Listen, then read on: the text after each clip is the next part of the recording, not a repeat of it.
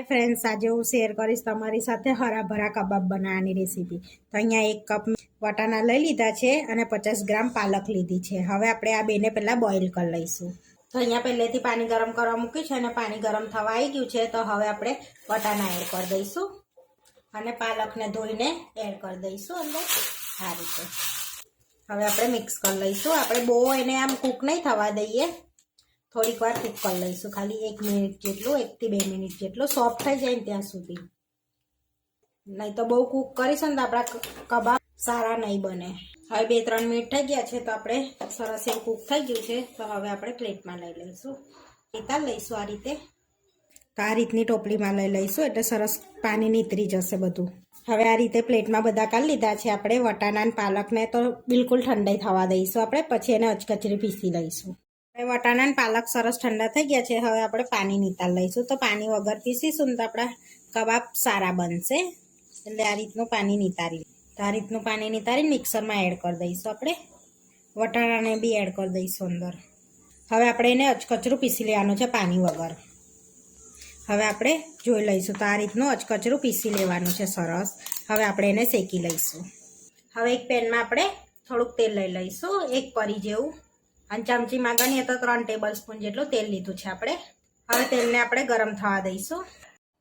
હવે આપણે તેલને ગરમ થવા દઈશું। તેલ ગરમ થઈ જાય એટલે 1 ટેબલ સ્પૂન જેટલું જીરું એડ કરીશું, થોડી હિંગ એડ કરી, 1 ટેબલ સ્પૂન આપણે લસણ એડ કરીશું, 1 ટેબલ સ્પૂન આદુની પેસ્ટ એડ કરીશું, અને ટેસ્ટ પ્રમાણે લીલા મરચાં એડ કરીશું। જેટલું તીખું ખાતા હોય એટલું એડ કરવાનું। આપણે લાલ બી એડ કરવાનું છે એટલા માટે। હવે આ બધું આપણે શેકી લઈશું પહેલાં। હવે આ બધું શેકાઈ ગયું છે આપણે સરસ એવું। હવે આપણે પેસ્ટ એડ કરી દઈશું જે બનાવીશું એ અચકચરું, અને સરસ શેકી લઈશું મિક્સ કરીને। તો આપણે 4 થી 5 મિનિટ સુધી શેકી લઈશું એટલે કચાશ બધી નીકળી જશે। તમે આની અંદર બીજા વેજીટેબલ પણ એડ કરી શકો છો, ગાજર છે, કેપ્સિકમ છે, એ રીતનું। આપણે અહીં આગળ નથી એડ કર્યા, સ્કીપ કર્યા છે। આ સમયે આપણે ગેસ ધીરો જ રાખવાનો છે જેથી બળી ના જાય આપણું। તો આપણે 4 થી 5 મિનિટ થઈ ગઈ છે, સરસ આપણે શેકાઈ ગયું છે આ રીતનું। હવે આપણે ઠંડુ થવા દઈશું, પછી મસાલા કરીશું અંદર। આપણે સરસ ઠંડુ થઈ ગયું છે। હવે આપણે એની અંદર બટાકા ઉમેરીશું। તો અહીં આગળ બોઇલ બટાકા 2 લીધા છે ને આપણે ગ્રેટ કરીને એડ કરી દઈશું, આ રીતે છીનીને એડ કરી દઈશું। તમે પનીર પણ લઈ શકો છો।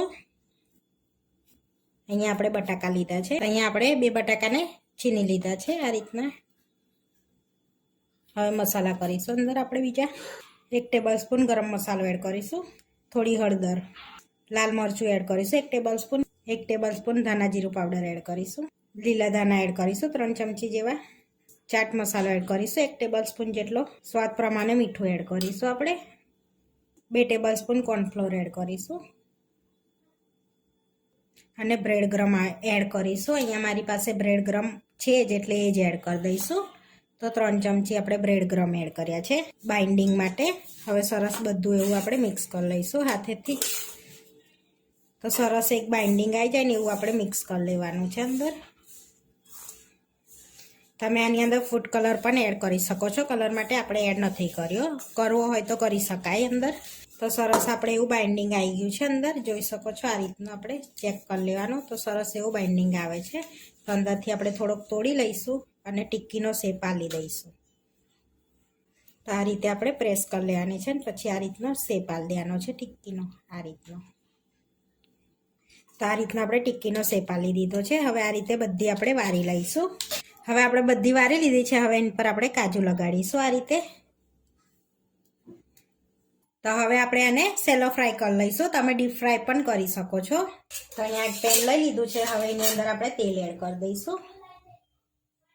1 કપમાં પણ ઓછું છે, ત્યાં આપણે અડધો કપ તેલ લઈ લીધું છે। હવે ગરમ થવા દઈશું। તો અહીંયા તેલ ગરમ થઈ ગયું છે, તો આપણે આ કબાબ મૂકી દઈશું આ રીતે, અને ધીમા તાપે સરસ એવા આપણે કરાવવા દઈશું। તો ધીમા તાપે થવા દઈશું ને હવે આપણે પલટાઈશું એને। એક બાજુ કૂક થઈ ગયા છે ને, તો જોઈ શકો છો આ રીતના કૂક થવા દઈશું આપણે સરસ એવા। હવે પલટાઈ દીધા છે, બીજી બાજુ પણ કૂક થવા દઈશું આપણે। હવે આપણે ફરી પલટાઈ લઈશું એને આ રીતે। અને સરસ એવા આપણે ક્રિસ્પી થવા દઈશું. ઉપરનો પણ આપણે તરાઈ ગયા છે. હવે આપણે પ્લેટમાં લઈ લઈશું એને તેલ નિતારીને આ રીતે લઈશું. આપણે આ રીતે બીજા પણ તરી લઈશું. હવે આપણે બધા સેલો ફ્રાય કરી લીધા છે. હવે આપણે સર્વ કરી લઈશું. તો અહીંયા પ્લેટમાં આપણે હરાભરા કબાબ લઈ લઈશું. હવે આપણે ટોમેટા કેચઅપ જોડે સર્વ કરીશું એને. તો આપણા હરાભરા કબાબ બનીને રેડી થઈ ગયા છે. આ વિડીયો જોવા માટે મારી ચેનલને સબસ્ક્રાઈબ કરો, લાઇક કરો અને શેર કરો.